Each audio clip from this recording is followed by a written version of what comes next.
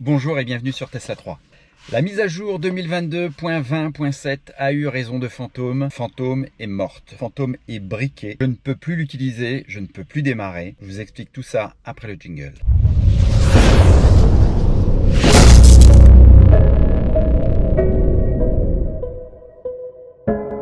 Et oui, j'ai l'humeur un petit peu amère ce matin.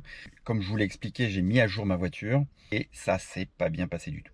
Alors avant de rentrer dans le détail, je vais vous donner un petit peu l'historique de ce qui s'est passé. Il faut savoir que j'ai un véhicule en hardware 2.5, c'est-à-dire que cette mise à jour, à la limite, m'apporte pas grand-chose, du moins pas la reconnaissance des feux tricolores, et donc pas la prétention non plus des ceintures de sécurité. Elle apporterait juste une modification sur le changement de roue, un menu un peu différent de ce qui existe. Donc en réalité, pas grand-chose. Cependant, la mise à jour m'a été proposée cette semaine. Je l'ai lancée, elle a échoué. J'ai donc attendu qu'on me le repropose. Elle est revenue, donc je l'ai réinstallée. Nouvel échec. Donc déjà, ça sentait pas bon. Je ne sais pas si vous êtes d'accord avec moi, mais depuis un certain temps, les mises à jour ne s'effectuent pas linéairement comme ça se faisait avant. Il y a toujours des petits bugs. Il y a aussi la barre de progression qui n'a rien à voir avec la réalité en fait. Quand on voit la barre de progression à 50%, finalement, on n'est pas à 50% du temps de charge. Parfois, le débit tombe à 0 bits par seconde. On se demande pourquoi. Parfois, le Wi-Fi se déconnecte. Bref, c'était pas très rassurant. Ça n'annonçait vraiment rien de bien. Finalement, hier, dimanche, la mise à jour m'a été reproposée une nouvelle fois. Cette fois-ci, le téléchargement a bien eu lieu. J'ai reçu la notification sur mon application. Je l'ai mis à jour à distance. Et puis, vers 22h30, je crois, je suis allé voir à la voiture, voir si la mise à jour a été bien installée. Et là, j'ai eu le menu que vous voyez ici sur l'écran qui m'indique le plus de cette version. Sauf que très rapidement, j'ai eu d'autres écrans qui se sont présentés. Donc rapidement, j'ai eu ce message, impossible de recharger, version du logiciel incompatible. Pourtant, c'était la dernière version de micro-logiciel. Le système électrique ne supporte pas toutes les fonctions, désactivation de certaines fonctions pour économie d'énergie. Donc là, déjà, ça sentait pas bon. Et enfin, entretien requis pour système de climatisation. Bref, une cascade de défauts qui sont apparus. Conclusion, la mise à jour ne s'est pas bien effectuée et la voiture forcément ne démarrait plus. Mise à jour de logiciel nécessaire, impossible de démarrer le véhicule. Donc j'étais incapable de bouger le véhicule. Je vous avouerai, j'étais chez moi, ça me rassurait un petit peu. Encore que, je décide donc d'appeler l'assistance routière pour leur faire part du problème. Et puis l'assistance routière détecte que il y a un drainage sur la batterie qui n'est pas conforme. Et moi, j'avais quand même remarqué, quand j'ai rejoint la voiture, qu'il y avait un bruit de pompe ou de moteur qui était perpétuel. On entend un bzzz que je n'avais pas l'habitude d'entendre.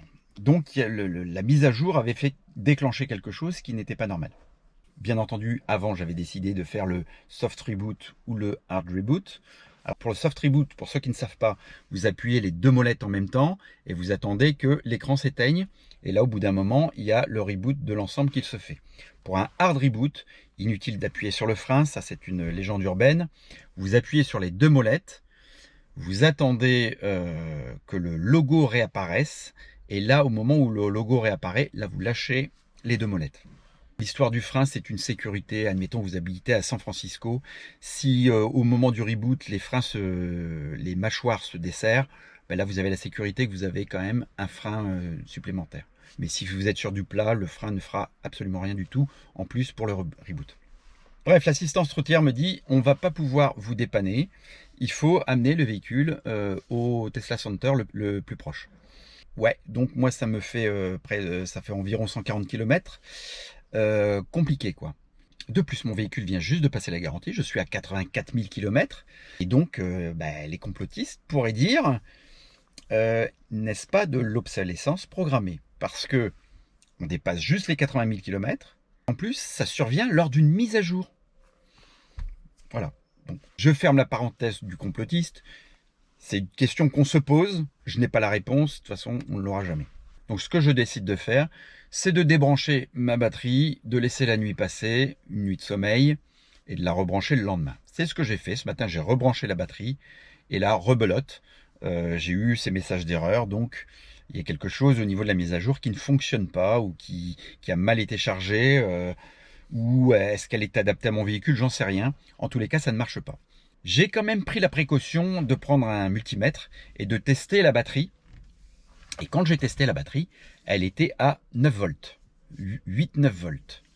Donc déjà, le drainage batterie continuait et la batterie 12 volts ne se régénère pas. Au contraire, elle décroît, elle se vide progressivement. Ce qui explique aujourd'hui, là depuis ce matin, j'ai retesté, ce matin elle était à 3 volts. Voilà, elle perd de l'énergie. Aujourd'hui, je vous montre, plus d'écran, je n'ai plus de commande électrique, je n'ai plus d'ouverture. Précision, si ça vous arrive un jour, n'oubliez pas de laisser votre capot ouvert, parce que comme c'est une ouverture électrique, vous seriez peut-être dans l'impossibilité d'ouvrir le capot. J'en entends déjà qui me disent, il y a l'ouverture de secours avec le petit œillet. D'ailleurs, tout à l'heure, j'ai pris les deux bornes de l'œillet en 12 volts, j'ai mis une pile 9 volts dessus, l'ouverture ne s'est pas déclenchée. Alors, est-ce que ma pile 9 volts, elle est à 8 volts 5 ou quoi que ce soit, j'en sais rien, il faut que je la teste. Mais malgré tout, ça n'a pas marché. Alors, il faudrait peut-être essayer en 12 volts, mais j'ai pas réussi à déclencher le loquet avec une batterie vide. Tout ça va peut-être pas vous rassurer. Je dois vous conter cette histoire pour justement éviter vous les désagréments et surtout penser à laisser ouvert votre frunk. Et en plus, ce que j'ai mis, alors on le voit pas là, mais j'ai mis une protection sur l'orifice du crochet pour éviter que par un accident, le capot ne se referme et vous bloque définitivement le frunk. Donc là, on reste comme ça. On va peut-être l'abaisser quand la dépanneuse viendra. Ma voiture est obligée de repartir sur plateau. Je sais même pas si on va pouvoir passer en mode remorquage. Je pense qu'avec un booster, en réactivant la batterie, ça va se rallumer, l'écran va se rallumer et qu'on pourra se mettre en mode remorquage. Mais c'est pas gagné.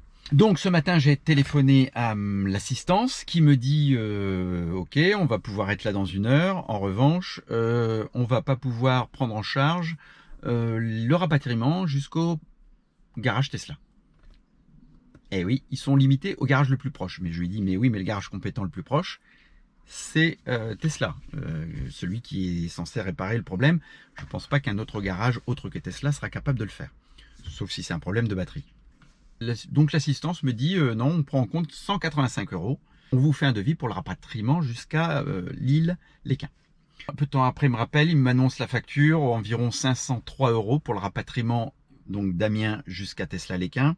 Ils prennent 185 € en charge, donc vous faites la soustraction. J'ai malgré tout appelé AXA, mon assurance, qui exceptionnellement va pouvoir prendre en charge le Delta. Alors tout ça, c'est parce que mon véhicule n'est plus garanti. Si votre véhicule est garanti, vous téléphonez à l'assistance Tesla et c'est eux qui se chargent du rapatriement. Donc là, j'attends la dépanneuse. On est dans un garage, je vous montre à l'arrière. J'espère qu'avec la hauteur limitée, ça va pouvoir aller. J'espère surtout qu'on va pouvoir se mettre en mode remorquage pour la tracter et éventuellement avec un treuil électrique. Voilà, il n'y a rien de simple. Je pars en vacances samedi. C'est chaud. De toute manière, je vous tiens informé des suites et puis des conclusions de Tesla sur cette mise à jour qui a foiré. Ah oui, petit détail aussi, peut-être certains se demanderont si le drainage batterie ne provient pas des éléments que j'ai montés dessus. J'ai malgré tout en amont hier débranché tous ces éléments-là. Vous savez, j'ai une boîte à fusibles spéciale pour tous les éléments que j'ai montés. J'ai enlevé tous les fusibles et malgré tout, la batterie se vidait mécaniquement. Donc, c'est bien dû à dans le soft quelque chose qui drainait continuellement la batterie sans la charger. Donc il y aura un épisode 2 qui vous donnera les conclusions de tout ça. Je sais, ça fait quand même assez longtemps que j'ai pas fait de vidéo sur des nouveaux accessoires. J'en ai plein en attente. Ceux qui me suivent sur Instagram le savent. Je vous montre ce qui vous attend dans les prochaines vidéos. Premièrement, j'ai la planche de bord carbone. Alors là, vous ne le voyez pas, mais c'est une planche de bord en réel carbone, en vrai carbone, mais d'aspect mat. Deuxièmement, il y aura ces choses-là. Donc c'est le remplacement des catadioptres en catadioptre dynamique. Et troisième élément, c'est le remplacement de ces coques-là avec celle-ci. Et donc des feux, des clignotants dynamiques sur les coques de rétroviseur. Il y aura également le montage de 2 éléments nouveaux de chez Autosonus, une exclusivité Europe.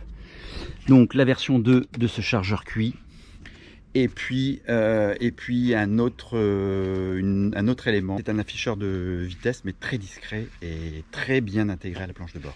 Donc si vous voulez suivre mes mésaventures liées aux briques, l'immobilisation de fantômes, liées à l'installation de ces accessoires, n'oubliez pas de vous abonner, cliquez sur la cloche pour être informé des futures vidéos.